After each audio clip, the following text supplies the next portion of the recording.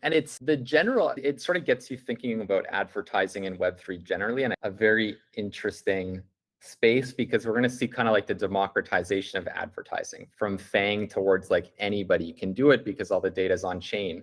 So we'll go from like an oligopoly to, probably tons of different niche, smaller players that are helping in different ways.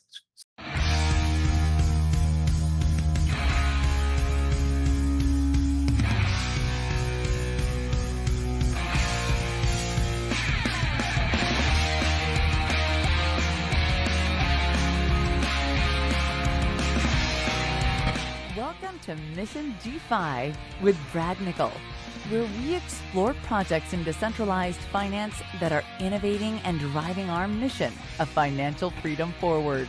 Thank you for listening. If you like what you hear, please subscribe, rate, and review Mission DeFi and spread the word by posting a tweet to the show. All opinions expressed by Brad Nickel or his guests are their opinions and do not reflect the opinions of Black Knox, Material Indicators, or any other affiliated organizations. You should not treat any opinion expressed by Brad Nickel or his guests as an inducement to make a particular investment, follow a particular strategy, or become involved with any project. A project being featured on the show is not an endorsement of that project in any way. This podcast is for informational purposes only. Now, here's Mission DeFi with Brad Nickel.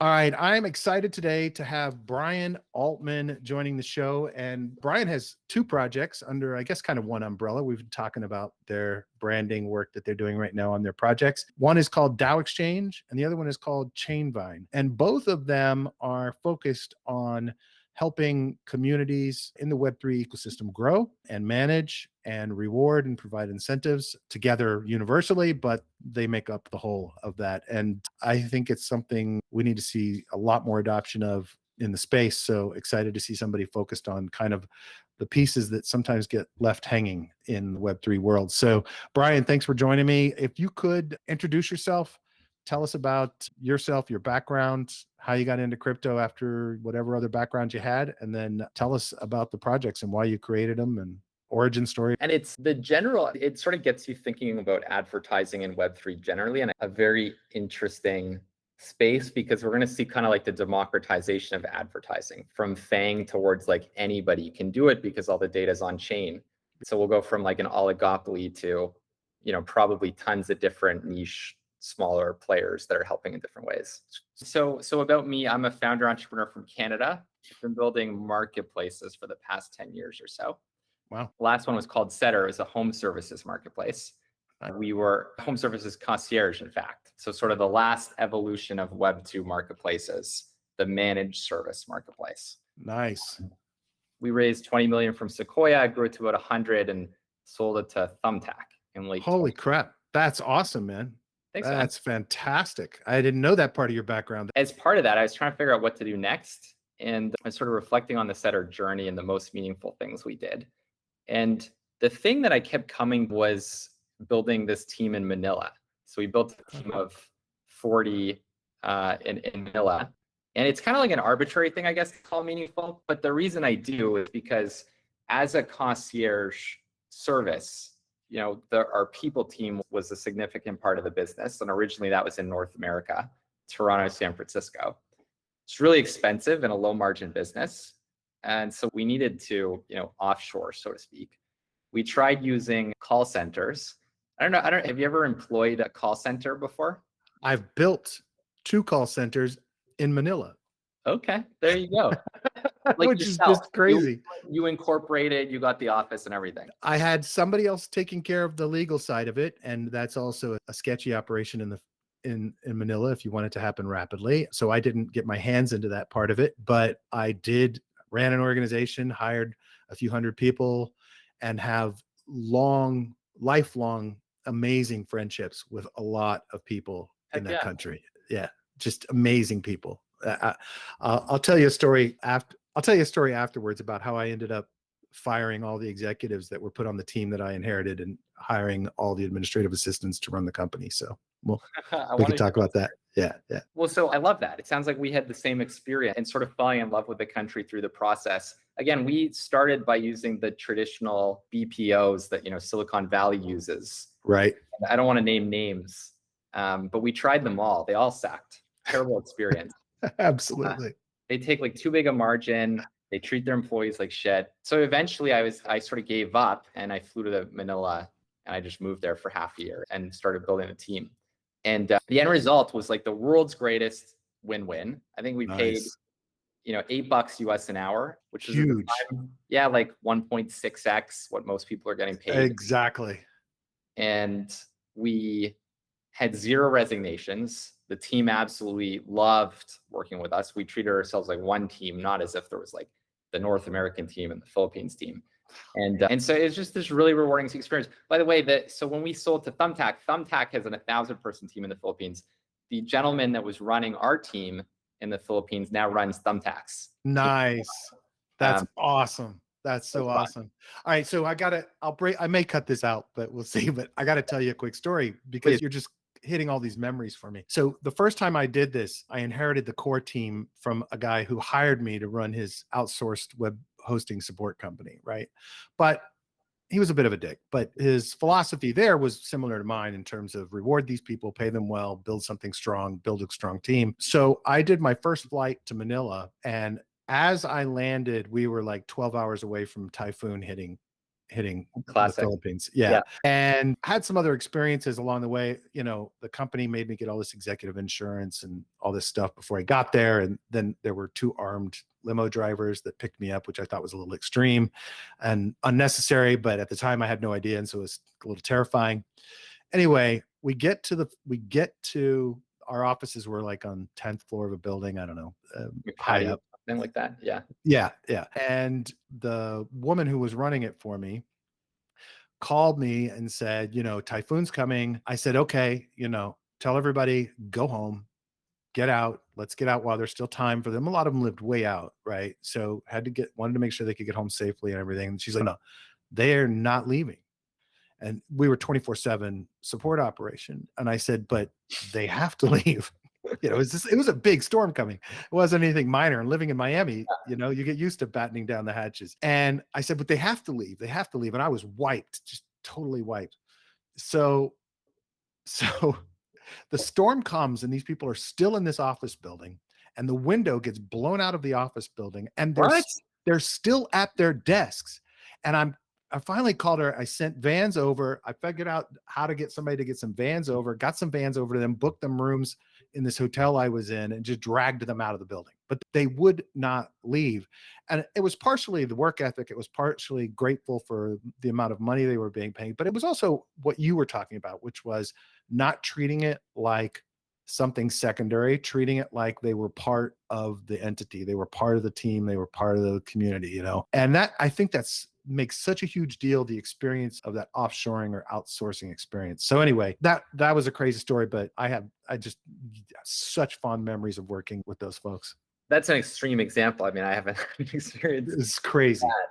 But yeah, I mean, that's the Filipino culture. It's very customer service oriented. It's like intensely loyal. It's sometimes not assertive enough. It's sometimes like overly obedient and unassertive to a fault. Yeah, absolutely. But it's phenomenal. And it's crazy, like just the disparity between what you can earn in North America there. And now that the world's remote and online, so much more work should be flowing there. And so, yeah. Sorry. Anyway, well, such a bad tangent for me to take you off on that, but I just couldn't help it. It's one of my favorite business stories. No, anyway, yeah, go ahead. So you had Setter, you built you built your operations team in Manila, and you were thinking about you're thinking about the community or the team you built. And well, so what was clear to me was that this was this huge opportunity, both from a business standpoint and from a meeting standpoint. And so I was trying to figure out how to do more of this global workforce type stuff. And I was speaking with the team there, told me about Axie Infinity early in its heyday. It was a little bit earlier than like everybody hearing about it, but I was hearing like, yeah, like my cousin's nephew's playing, and like, I've started. The person who was running the team had become a what was it called? A scholarship provider. Oh yeah, like a guild almost. Like he was a guild. He was running like his own like guild, and and the thing that really blew my mind was when I heard that there were a bunch of like restaurants and stores in the Philippines that were accepting SLP as tender. Amazing. And so I was boggled by this. And so I was like like up until that point, the extent to which I'd done crypto was, I'd got scammed by Mt. Gox. I got scammed by Oh, Quadriga. God. I had like participated as a Canadian going to Burning Man and like, prepping my packing list and whatnot, but it was limited. And, but this sent me deep down the rabbit hole. Nice. So that's how I got into crypto. I generally, at first I was trying to like create like a talent, like a crypto powered talent net. But, one thing led to another, and I'm a curious person. So I kind of adjusted my approach towards just generally trying to help Web3 communities grow, recognizing that these are global communities and that, by nature, that also shifts opportunity. And so that was, yeah. And you had direct experience with kind of how to coordinate that, right? I mean, if you think about what you built there, that's the exact kinds of things that every one of these projects are grappling with in terms of different people, different time zone, different cultures, all trying to work and contribute together, how to bring them together, how to incentivize them, how to keep everything on track, right? I mean, I don't know if that's how you thought about it, but it's very apparent to me that makes a ton of sense. I hadn't thought about that, but that's true. That's very interesting. Yeah, I guess my brain works in that way. Yeah. So yeah, we started out actually initially building kind of like an angel list for DAOs sort of thing. It was called, it's still called Dow Exchange, but originally it was like a product hunt place where you could get DAOs. And we were also building this tool to help communities manage their bounty program. And the idea was we were going to use that as the single player tool to spin up the marketplace. But pretty quickly, we saw the way people were really using this tool was to create marketing bounties. And then it became clear, well, they shouldn't be bounties, they should be quests and content. And one thing led to another, and we've kind of conceptualized this tool that people use to engage their community through like micro rewards, but then also to inspire them to market the brand. And since then, we've kind of found like a hotspot in community-driven growth. So wherever someone has an ambassador program, they really like our tool. You can use our tool to engage people into these tasks. There's like a leaderboard that creates competition, and then and that we call DAO Exchange today, and potentially we'll change the name because we serve more than just DAOs. We serve protocols, we serve NFT communities, any business that has community in Web3, and then the very specific version of this, again, like the number one thing people are doing is marketing. We've kind of put together into this product called ChainVine, which is basically referral infrastructure for Web3. So you can give your community unique links that they can use to promote your protocol or product. And if someone uses it and takes an on-chain action after having used your link, then you get a reward, they get a reward.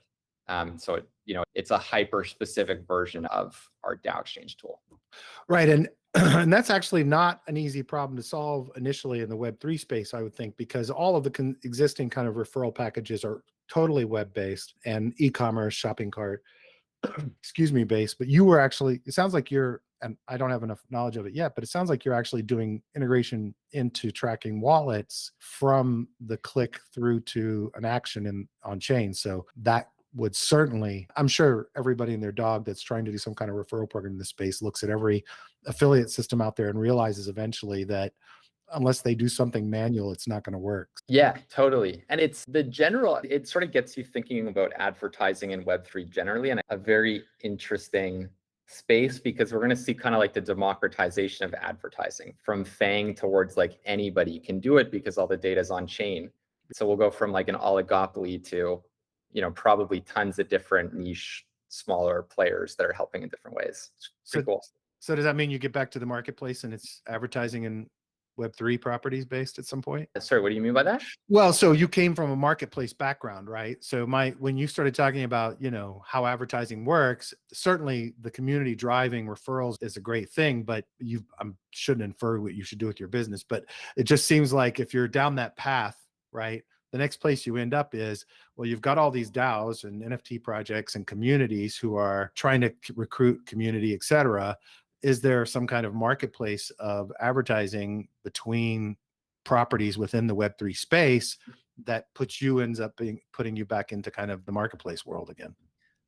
Yeah, probably. I find marketplaces fascinating. You can create flywheels are so much fun. You can create like tons of value as you start to bring people together. But right now, our tools are very much single player. Um, Okay. so they're, like ChainVine, which is our referral infrastructure. We just completed a build of it for a lending protocol via a Nice. grant. And it was a significant effort because tactically we have to build out the infrastructure to listen to their smart contracts Right. specifically. And so it's kind of custom. And then our community growth tool, again, is also focused on the community manager specifically. So for now, all our stuff's just single player. Got it. Got it. Well, it makes sense. Look, you start with the tools and wherever it ends up. So that's great. All right.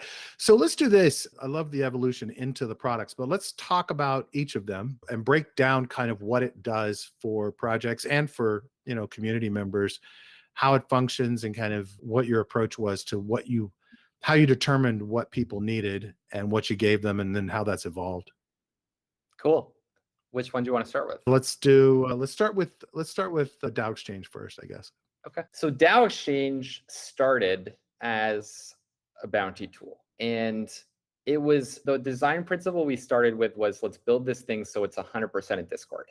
Okay. And the idea was at the time, there really wasn't much out there when I first started building this. Layer 3 was in its early days. I don't know if you've ever seen them, Sure. but they're like a bounty marketplace. Beyond that, there weren't tools out there. What I noticed was layer 3 was like the centralized platform, whereas everybody's like building their community in Discord. So I wanted to build a tool where people could engage their people directly in Discord. Nice. It was super janky. And I was about to say, I can't imagine. User experience. Many thanks and gratitude owed to the communities that messed around with this thing. You had to like copy this like little, like if someone created a bounty and you wanted to apply to it, you had to copy the ID. Then you would type in like /apply. And then like you had, in Discord where you put in these like little variables, you'd have to like put in the ID, and then like your user, and it didn't work on mobile whatsoever. It was a mess. We rejigged it. So we spent probably like a month and a half just fine tuning the heck out of this flow. So to this day, our tool is mostly Discord based. Okay. It's an extremely seamless flow. Generally, anybody that uses our tools are amazed that we can do the things that we can do in Discord. But it's just because we've gone super freaking deep on what's possible, and a new thing comes out and we incorporate it. It's to the point where you actually pay people out on chain via buttons in Discord. Wow, that's amazing. It's pretty cool. That's cool. I had no idea you could do that. That's really cool. Yeah. So what's for the purposes of, there's a mix of an audience listening to the show. It's everybody from project founders to degens to casual crypto investors, right? So the idea first is that you have a project and you have things that you would like members of your community to do, whether it's translations, promotions, graphic design, maybe development, marketing, whatever, and you're going to offer some reward for doing it, or something as simple as retweeting a tweet, right? And so from the project's perspective, they set up and say, okay, I'm integrating and allowing this into the Discord channel, right? Then what is the process for them going about kind of setting up the bounties themselves? Does that all happen in Discord as well, that they actually set up the bounties themselves? So everything is in Discord. That's amazing. Wow. Okay. Yeah. We even now have a leaderboard in Discord. Wow. So by the way, I should be taking notes on how you explain what the tool is. Yes, that was a good Cool. encapsulation. Well, the good news is we have a recording. That's awesome. That's awesome. And then from the user's perspective, is there just, the project sets up a couple of channels where the bounties come flowing in, and they can they set up like channels that are marketing bounties, development bounties, retweet this bounty, whatever, or how do you see the stream of what's coming in? So typically you can put the bot in whatever channel you want in your Discord, right? Different things, but the one we always recommend is you create a channel called rewards. Got it. And then in rewards, you post these quests, contests, bounties, and then, depending on what it is, people can apply to it. And, a bounty is like one person does the thing. It tends to be a bigger task. there's an application process before the person starts to do the work. Okay. Quest is like a lower skill task that many people might do. Cool. You can have like 50 people, 100 people, 1,000 people do it. Sometimes it gets really crazy in these NFT communities. And then contests are time bound, where there's prizes for like first, second, third place. And to give you a sense of like what people might do with these things, like we've had someone build a build us a website as a bounty. We've also had things like write, a Medium post that gets like published on the Medium homepage. And the moment someone manages to do that, they get like $1,000. Nice. But tend to be smaller things. It's like, tweet about us and get more than 200 impressions, or, answered questions on this thread that had gone viral. Let's have the community answer the questions. And then contests tend to be like big pushes. We just released this feature, let's get everybody freaking buzzing about it. The person that like gets the most people buzzing, wins, and so on and so forth. And the prizes can be tokens on mainnet or Polygon. And we on the back end spin up a Gnosis safe for you and take care of all the administration, collecting your users' wallets, which ends up being very convenient for you, by the way, because you start to connect wallet IDs to Discord IDs, and you get this 360 perspective of who your community is. But yeah, you can pay out in tokens, NFTs, and we've actually seen that a lot of people do this, you can like make up points. So if you're a 3-token community or you're an NFT community, you can make up a point on our thing, and we'll keep track of how many points everybody's owed, and you can make those things worth different things. And so that's sort of what you can do with it today. And we've got like a big vision of all the things that we're adding to it to turn it into, the quote unquote community relationship manager. Yeah. That's awesome. So I would assume as well, over time, you'll build up kind of best practices roadmap for projects, right? You'll have knowledge of, bounty price points that work, or ways to word bounties properly to get people to take action, or how to get engagement with things. I mean, there's all kinds of facets to this too, is the motivation and the persuasion of the community to take actions, along with the financial or point incentive, but also what the specific thing is. If it's just as simple as responding to a tweet, there may be different levels of engagement. But anyway, it seems like there would be a lot of opportunity for you guys to help projects as you grow and you have more data, figure out how best to optimize what they're doing. Totally. Yeah.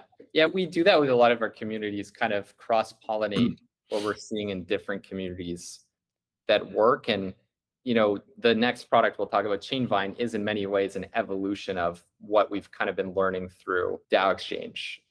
So we're learning, we're getting smarter, and we share that with the communities that we're working with. That's cool. Now, are you building in capabilities in DAO Exchange to measure the results of outward actions, or is that all built into ChainVine? In other words, if I set up a tweet for people to engage with or retweet or whatever, are you pulling data from the Twitter API, or is that something now that the projects are just kind of going out and checking themselves and saying, oh yeah, look, we had X number of engagements? Yes, that's a feature on the very short-term roadmap, which is nice. The Twitter integration. At the moment, people are checking it manually, but Twitter's API is very friendly. And so, good. So yeah, all those things, pulling in analytics, data, impressions and stuff like that, it's all possible. So even things like, are people putting our PFP in their profile picture, or are they putting like our emoji in their username? All possible to pull from their API. That's awesome. And my problem would be running your company is that there's so many paths I'd want to take this down. I don't know how I would keep from doing it, right? Because, then you're down the path of being a Twitter marketing tool and tracking Twitter engagements and everything else. But I guess if you focus exclusively on community engagement, you're not going to be a victim of feature creep into things you're not doing. Yeah, I mean, we're all in this like super new territory, right? And so generally I like thinking about all the different ways we can go. And the thing that we're constantly doing is thinking through, based off of how many people we know would want this, serving the community manager to help grow, what's the number one thing we could build that has the most impact at any given point. Nice. Well, I like the mission-based approach. That's good. And then you can keep you on track that way. That's great. Okay. So that's DAO Exchange. I guess kind of the summary of it. Currently, on Dow Exchange, how many I mean, you've got a ton of testimonials on the website. And by the way, beautifully done website. Every Web3 founder should look at the way this thing is structured, the value proposition, the short and simple summaries, the slowly build up to the features, and then the full blown testimonials to close the deal and do the call to action. I mean, it's just a beautifully done marketing page on both your sites. So that was one of the first things I noticed, just this kind of simple path-based marketing that you guys do on the website. I'd love to see more projects in this space kind of think about it from that perspective. Instead, it's, some tagline and a video of some guy at his desk that hasn't been edited and read our docs, and so I'm hopeful that more projects can start to understand a little bit more about the value proposition and benefits over features. So kudos to you guys for doing that. And now I took myself completely off my train of thought. By the way, credits to Newton on our team, who's our designer and is hyper talented. So nice. That's awesome. Yeah, I lost my whole train of thought there. All right, let's jump into ChainVine a little bit more though. Tell me about that. So ChainVine is, again, the number one way that we were seeing people use the bounty tool was for marketing. If you look at the bounty, by the way, this is a bit divergent, but whatever, it's fun. It's fun to do. If you look at the landscape of bounties, from a monetary perspective, the biggest spend on bounties is bug bounties via ImmuneFi. The largest volume of bounties and still a significant spend on bounties is product bounties through Gitcoin. And then the other stuff that we see on Twitter is actually a very small part of the overall volume and dollars from that standpoint. But this last category, the number one thing people are doing with them is marketing and recruiting. So a protocol might make a bounty, about make some Dune dashboard to recruit a growth person, or, an entity makes bounties to market their project. Anyways, we decided to lean into that. And so ChainVine is the hyper-specific automatic version of the Dow Exchange tool. And so the way that it works is for a protocol that wants to use their community to grow, they can use ChainVine to generate unique links for everybody in the community and track whether on-chain actions that they want to happen through those links, and then reward the people in their community for referring and the people that are referred. So it's the Web3 version of like the Web2 give-get programs that we all know and love from like Uber and Airbnb, refer your friend, give 20, get 20 kind of thing. Nice. So essentially it could be something like, put this link out and get your friends to deposit X into X farm. And then you cross-identify in the system that they have in fact done that deposit and that it was Joe that sent the link because it was his link. How do you track I'm going to assume here. Are you using just URL redirects to understand that the link came from them? And then how do you track that into an actual on-chain transaction? I mean, don't give me with a secret sauce, but theoretically, how do you track from the click on that URL into the actual action on chain? I understand how you can do that with a website. That's easy. But what is the parameter that gives you that data back? Or how did you guys figure out how to do that? I guess is my question, without, giving away proprietary info. Yeah, well, we connect wallets together. So when you refer, we do it at the wallet level. Like in Web 2, it's at the cookie level. Right. We do it at the wallet level, so to speak. So when you have someone come through to be eligible for their reward, they have to connect their wallet. Right. Okay. So you're just, that they clicked the URL, they came to the site, and that they were the ones that do it. And if they connect their wallet, then that action has been taken through the website. And so then I got it. Okay. We know the referrer, we know the claimer. And thereafter, we listen to on-chain action. What that wallet does. By the claimer. Beautiful. Exactly. Beautiful. Now, so does that require a bit of integration in the dApp side, the front end for the projects to be able to gain that tracking mechanism on there? Yeah, so we have to so ChainVine's a much more custom project. It's very new, and we've just completed our first grant customizing this for a lending protocol. So they're incentivizing people to lend or borrow and experience the platform. And so, yes, so for anybody wanting to use ChainVine, it's sort of like a custom setup that, we're excited it's going to get more and more efficient over time, and et cetera. Cool. And then for each product, how do projects pay you guys? Is it professional services fees on ChainVine and setup and then kind of monthly, or what's the payment model for each? Yeah, so chain is like professional services fees, so to Uh-huh. speak. It's like non-rec. And then Dow Exchange is a monthly fee for the Okay. tool. And the Dow Exchange I can set up completely myself and go to town and start running it. Yeah. Yeah, Awesome. it's quite intuitive. Nice. Very nice. So right now, it looked like from the testimonials, you have quite a few customers using Dow Exchange. Do you have a number that you can disclose of kind of how many people have adopted it at this point? We're not announcing that, but I'll give you a range. It's more Okay. than, let's see, it's less than 200, Oh, more than that's awesome. 30. And from your perspective, how are you guys? Are you really relying a lot on word of mouth for the project to project communication about what people are doing to like somebody's buddy, community manager A goes and looks at community manager B's Discord and goes, "Holy crap, what's that? And how did you do that?" And that's how you guys are getting a lot of your existing customers? Yeah, at first, it was very much brute force. Aha. So it was a lot of like hustling, non-sexy stuff of just like, messaging a lot of people. Hey, come try this. Yeah. And then now we have some word of mouth, and we have raised some amount of funding, and we have got some like phenomenal folks behind us, and so we've got some great introductions from our community investors, so to speak. But yeah, I mean, growth is hard in Web3, hence Yeah. what we're trying to do. Hence the product. Yeah. Absolutely. Are you gonna build a community around the product and use the product yourself to market it? We will. Yeah. And we have done experiments with all our stuff. ChainVine in particular has blown my mind as to like the power of these incentives. We created a stupid thing whereby I created a Discord. I released a ChainVine give get for having people join the Discord, where the reward was a quarter matic for referring someone and a quarter matic for getting referred. And we basically broke our servers. Like nothing What? happened, and then it just absolutely people discovered the thing.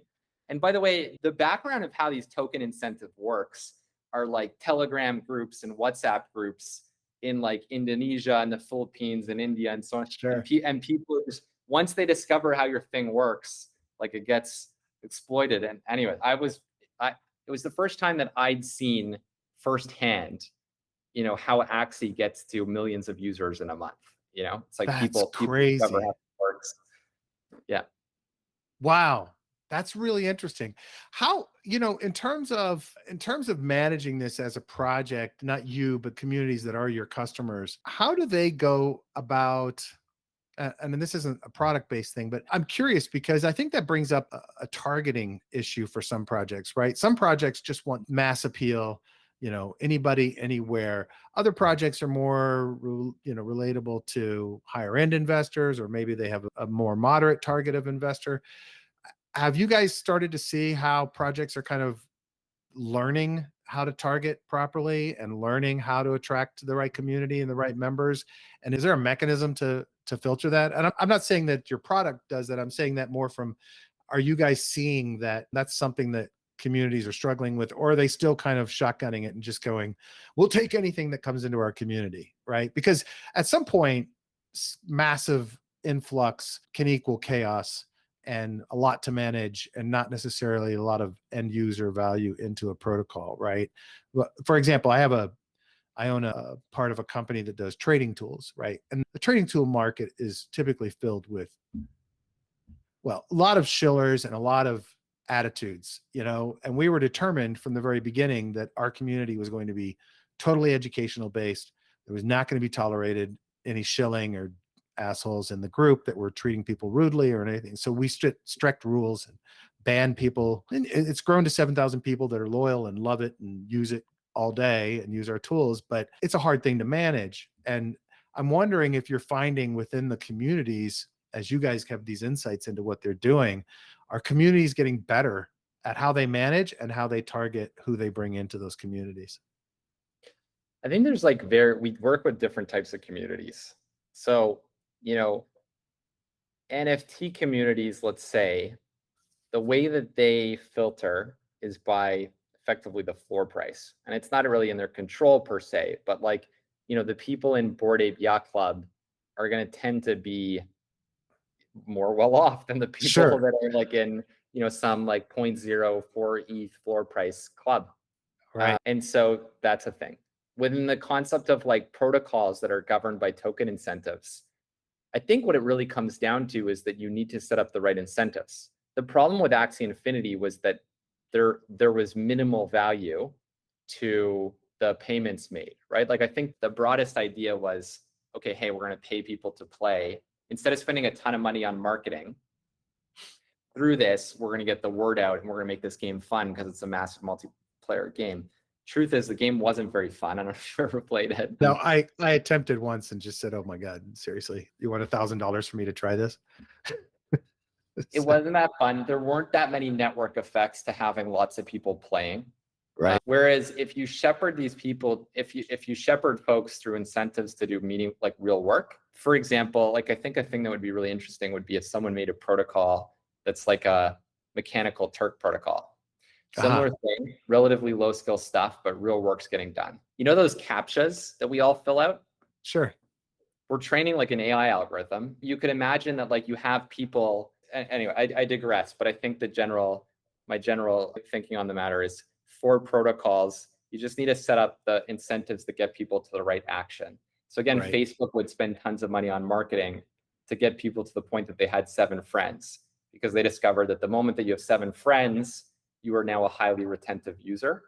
I think where things have failed is where they give money towards a place that hasn't created real value. So for example, when we implemented ChainVine for this lending protocol, we set up basically the ability in the campaign to set up a minimum hold time. So it's not just that you have to get someone to lend or borrow, it's that you have to get them to lend or borrow and hold the position for a certain amount of time. Nice. And for them, we made it custom because they're gonna experiment with like what's the right length, what's the right incentive. But yeah, so I think, and then the last thing I think that's true is, generally if you grow through your community, you look at the way people use Dow Exchange, your community are going to necessarily be connected to other people that are the right target for your product or etc. Makes sense, right? So I think, yeah, those. As you traverse through this Web3 world, do you find yourself seeing protocols and projects out there that your 10 years of marketplace experience, looking at protocols that are oftentimes somewhat marketplaces, would have a lot of thoughts as you're going about learning about all these different protocols that you're interacting with, must have a lot of thoughts about what Web3 could be doing better, right? I mean, is that something you think about, or is it just so far removed from what you were building that it's not applicable? I mean, I think we're going to see a lot more like Web 2 like experiences with Web 3 incentives. Like an example of that is Brain Trust. Right. Brain Trust, there are a bunch of Web 2 marketplace founders, right, that just created some basic token incentives. In the background, there's a lot of Wizard of Ozing going in the same way that people generally build marketplaces. Right. And then, so I think we're going to see more of that. Generally, I think that, something like Uniswap is a brand new type of marketplace that's frankly like way more impressive and powerful than any marketplaces before. It's like kind of magical that this thing just works. Runs. Yeah, it's beautiful.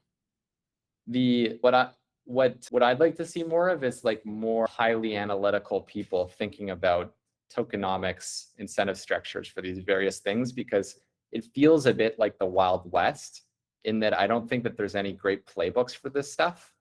If you actually want to find like who's the McKinsey of tokenomics, I don't know. There's like token engineering commons, there's the token engineering economy, there's like tokenomics like there's not really any folks that like know this stuff cold, and there should be, because it's very powerful stuff.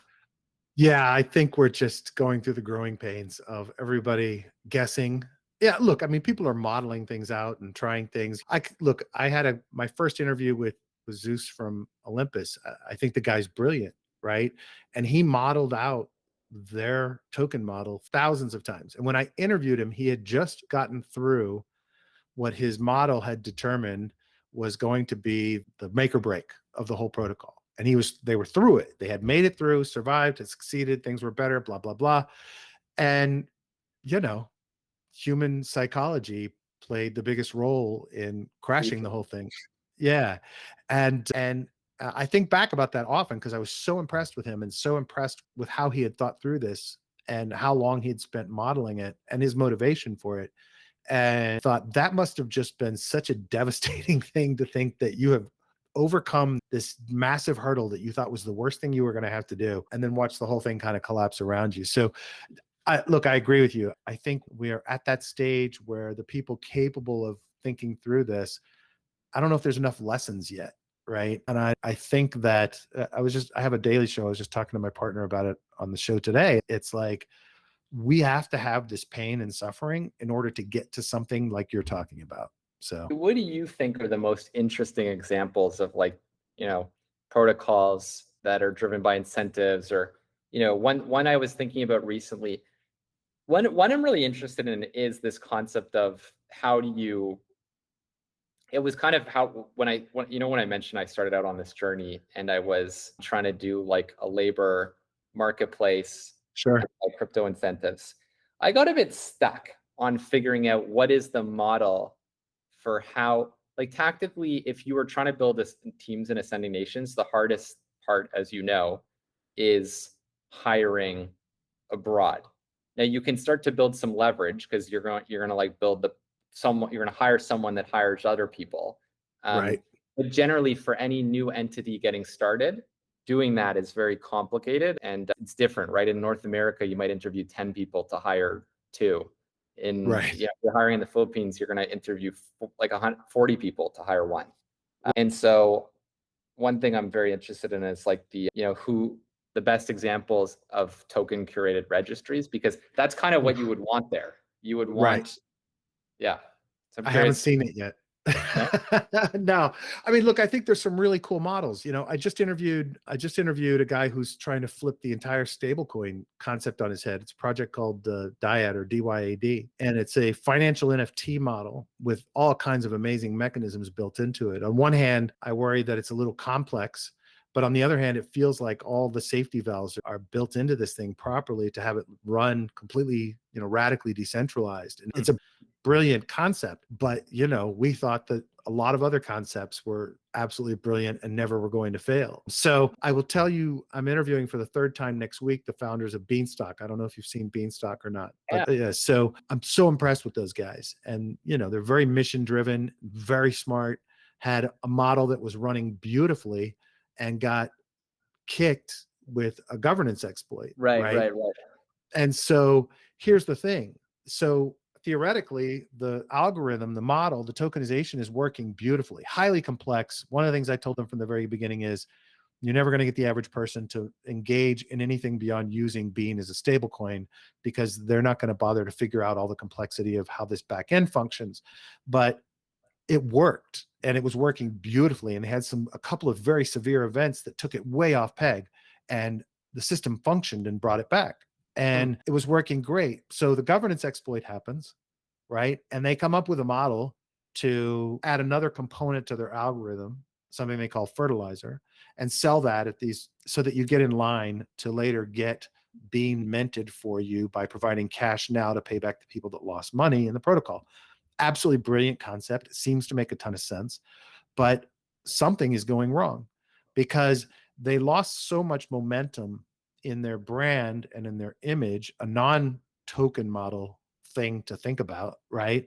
They lost all that momentum with 3 months of shutdown, all the business development they could have done to get people using Bean and other protocols, that nobody's using Bean at the moment. So if you don't have that piece, then you're just stuck in neutral, right? And that's where they are. They have this brilliant thing that worked and functioned beautifully, but how do you, what's that? But they've lost momentum. They lost momentum. And so how do you restart that from the beginning while also having all this accrued debt the algorithm has to pay back to people? So I think there are so many things that we can't know we have to model for yet, and look, I think Bean can overcome it. But it's going to require, kickstarting this by getting a couple of deals that get Bean being used and the algorithm functioning and running so that the thing functions the way it was, because it was functioning beautifully.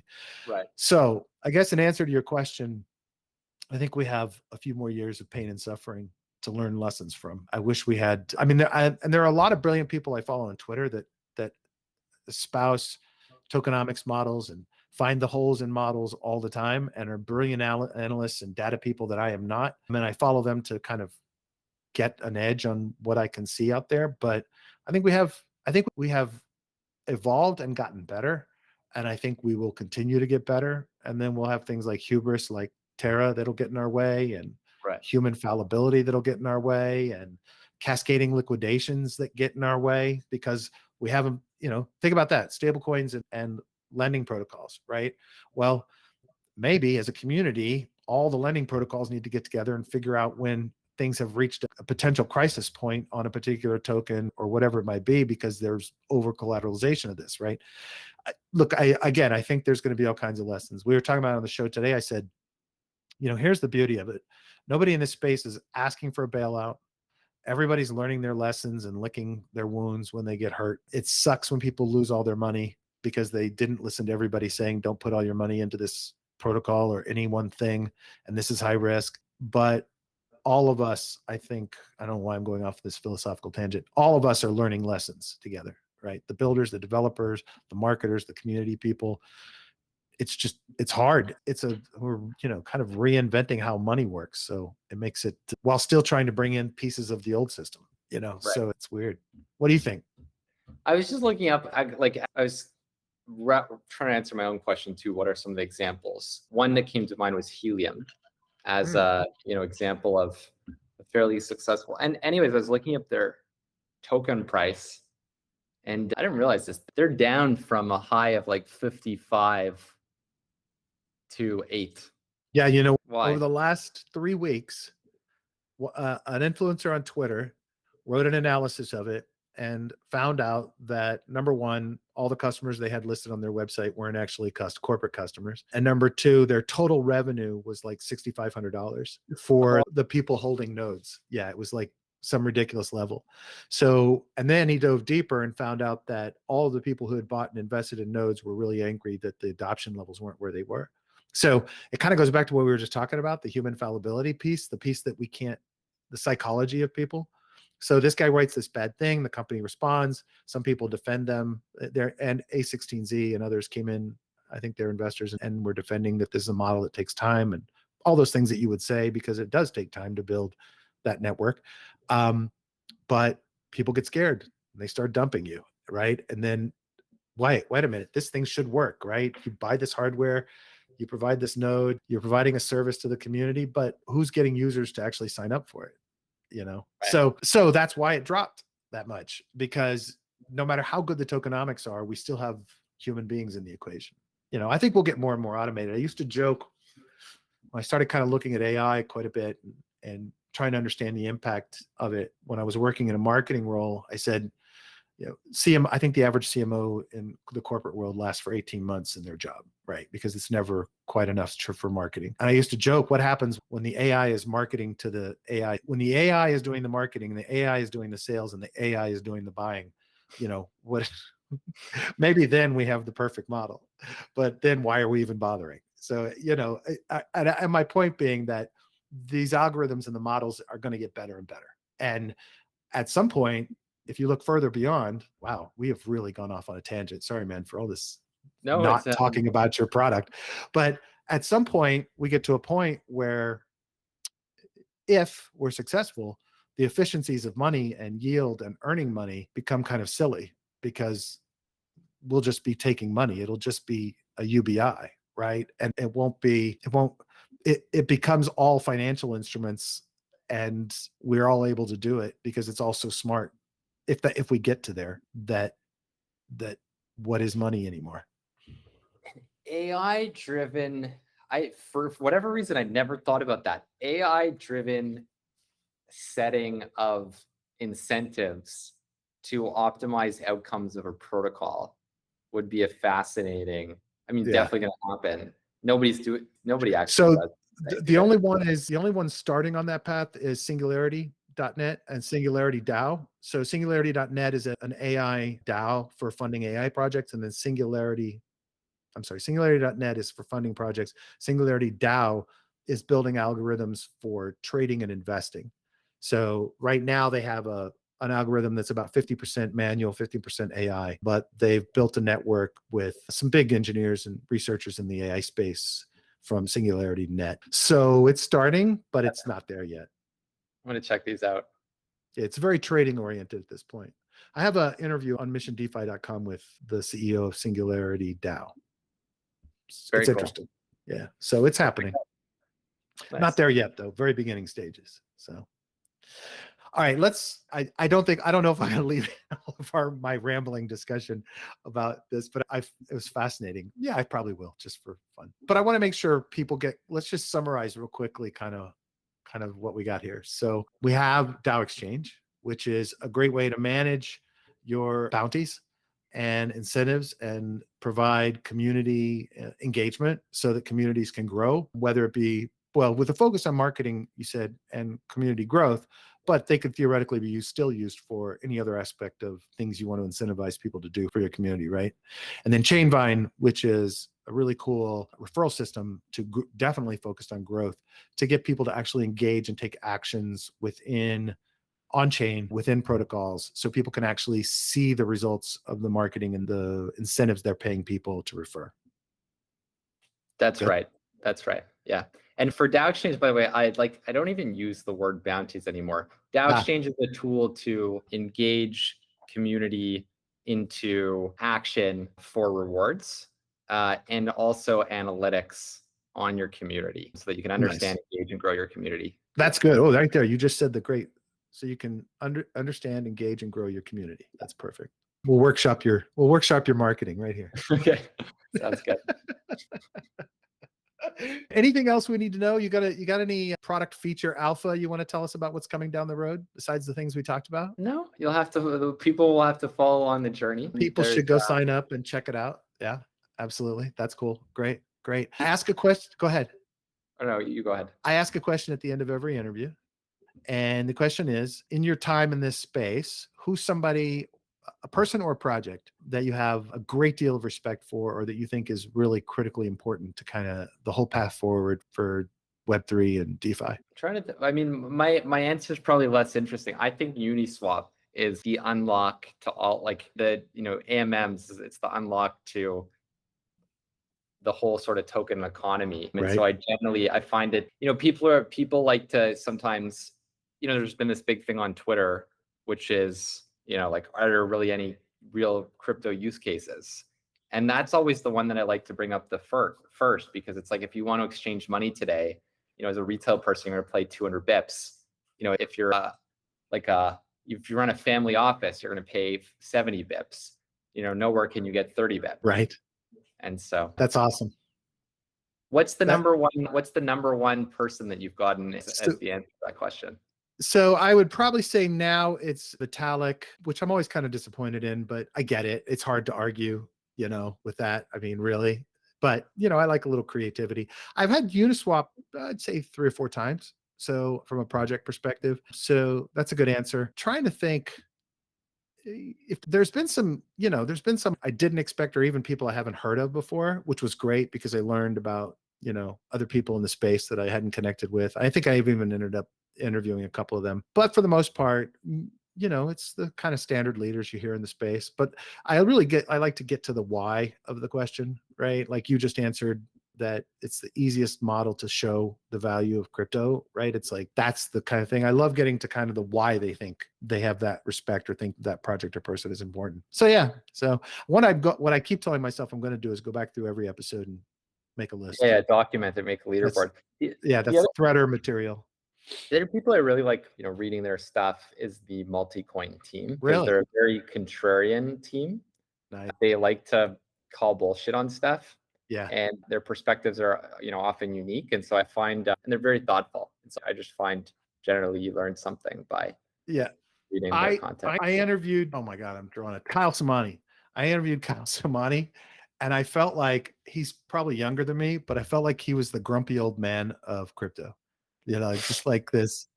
And I loved his insights. Don't get me wrong. I'm not saying he's wrong or he's bad or anything else, but it was just kind of this and every interview you see with him, he's very much like that, And of course, then he says things that get him roundly criticized later, because it comes back to bite him. And I think there was a tweet last week for him that was pulled up after a hack. Oh, I know what it was. He did a tweet, something like, and it was probably last year, something like, I'd rather go fast than go secure.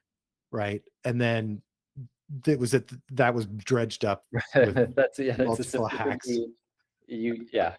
I could see how you could poke at that one. Yeah. But anyway, I like the content they produce. I like their attitude. It's hard to argue with their track record, So, that's a good one. I like that. Yeah. We need contrarians. Yeah. We need contrarians. And that's actually one of the things I love most about the space is the culture. I used to get like offended by some of the levels of negativity, but I am more and more glad we have people who are willing to call things out, because I think that's one of our strengths, superpowers, is the self-examination we do as a community. It also doesn't actually happen enough. Like if you look at most governance votes, they tend to be voted through with 99% affirmative. Yeah. So that's true on the governance side in terms of, they'll just follow the founder's lead or the core team's lead, or, hey, this is what we need, let's do it. We've had a couple lately who've gotten scrappy, some on DAI and some others, but yeah, for the most part, you're right.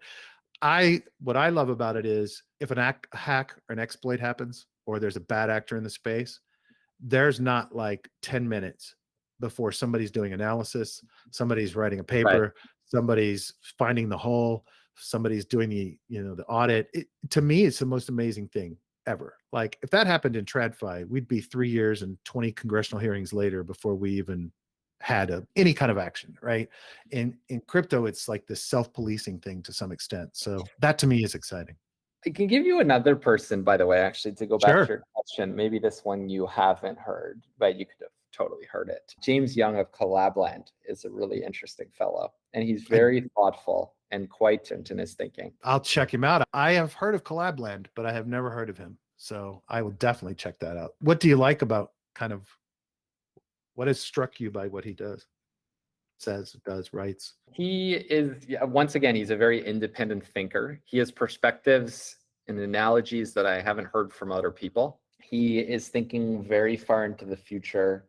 If you look back on things he said in the past, he tends to be quite prescient. Nice.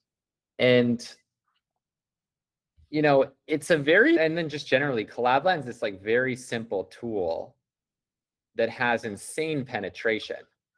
Yeah. And so, he has quite a bird's eye view. Like when if you're looking at the DAO space or tokenized community space, the number one way to, frankly, I think, assess how big the space is to proxy it by Collabland growth.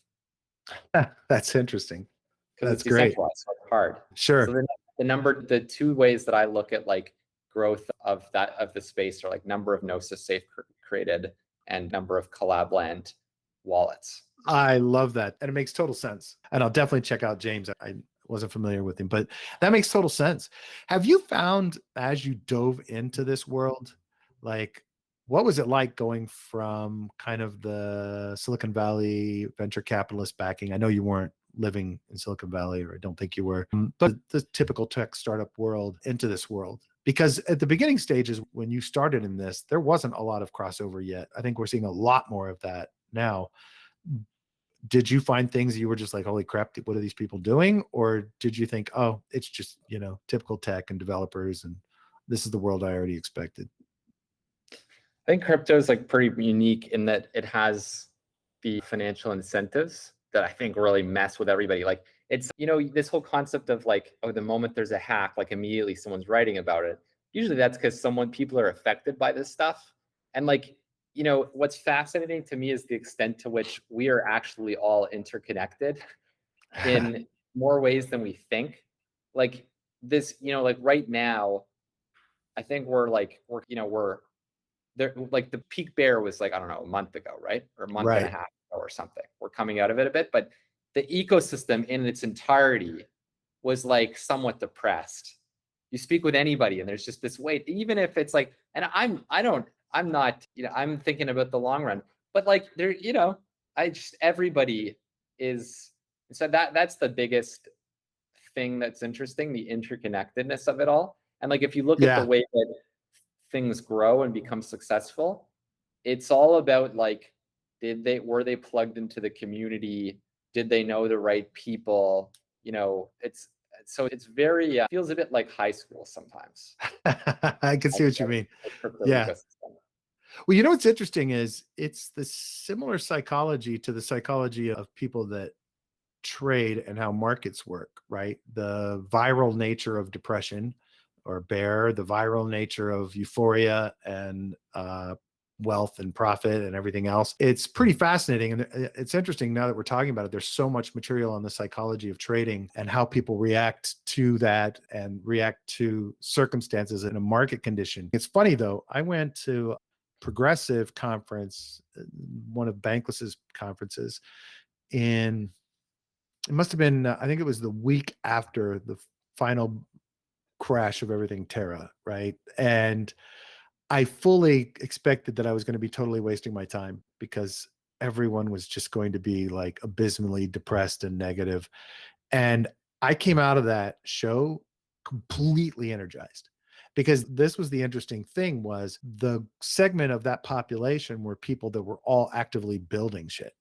And so these were people that were like, oh, the people who quit don't show up to those things, right? The people who are like, okay, I'm in it for this quick score and I'm out, they're not showing up for those things. So what was really interesting was to see this group of people that were like, well, whatever, it's just another crash. And they were continuing to build. And this was also people that have been in the space for a few years, right? So they've been through that. I was flabbergasted because I think exactly the way you think, that we're all interconnected and we're all very much impacted by how the next guy feels or the next person is reacting. And I was shocked at how good I felt at that conference. Like I came out of that like, wow, there's some really cool shit being built. People aren't slowing down.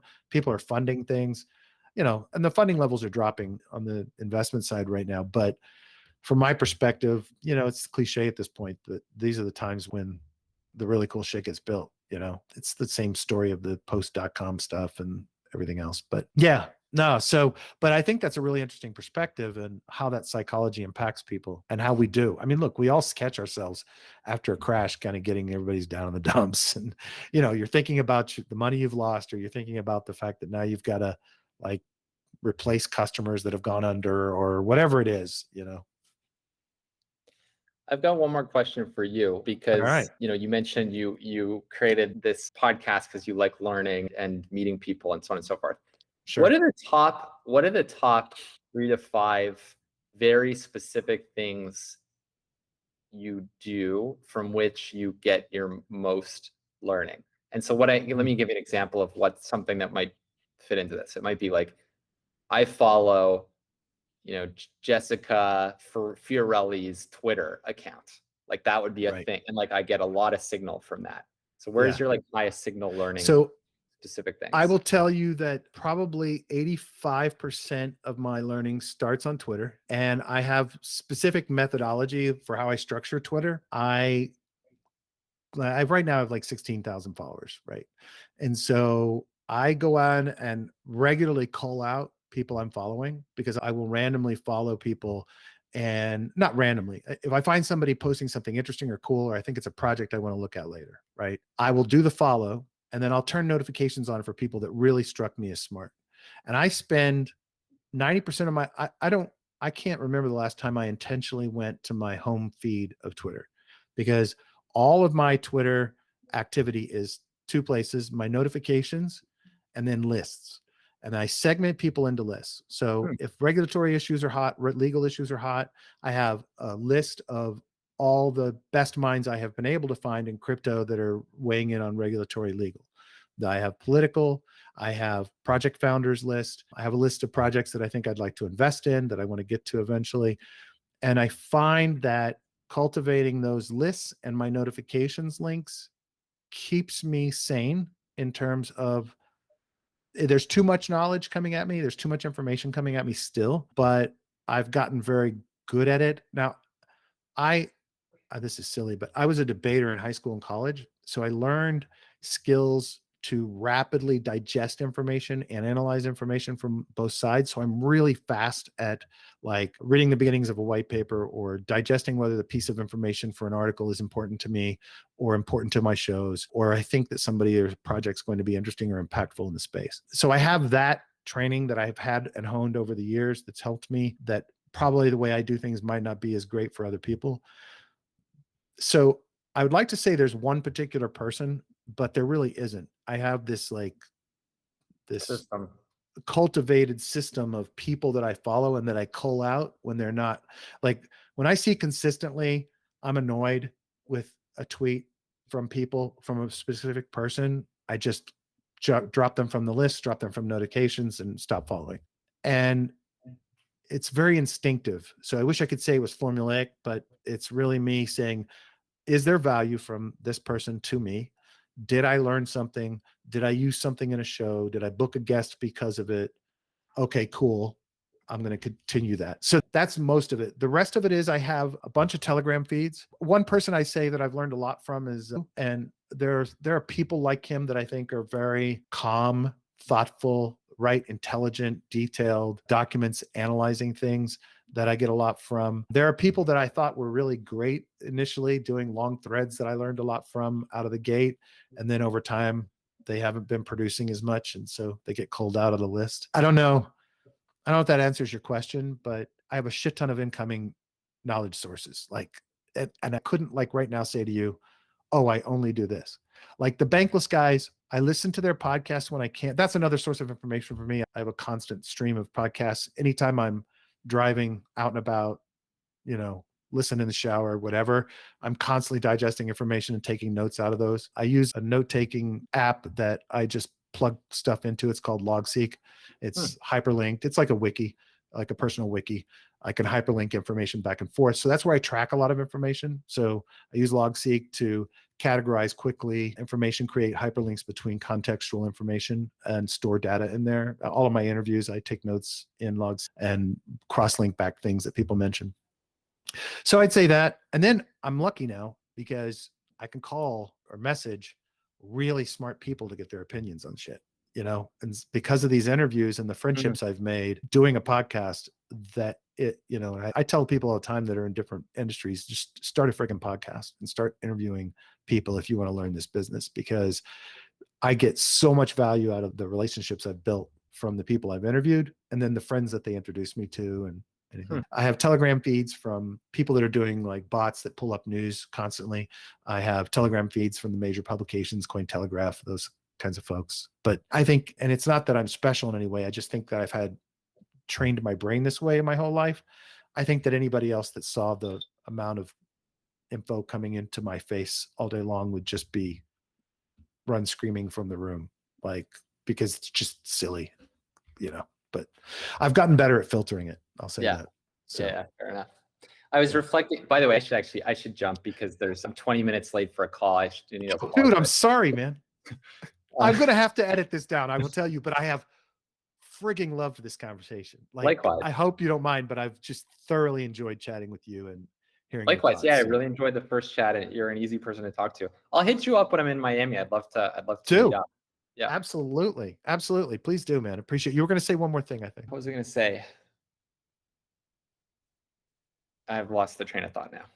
Cool. I will ping you when this is ready to hit and let you know when it's going to go out. But thanks, man. A lot of fun. A lot of fun too. Thank you. All right. All right. Take care. Bye-bye.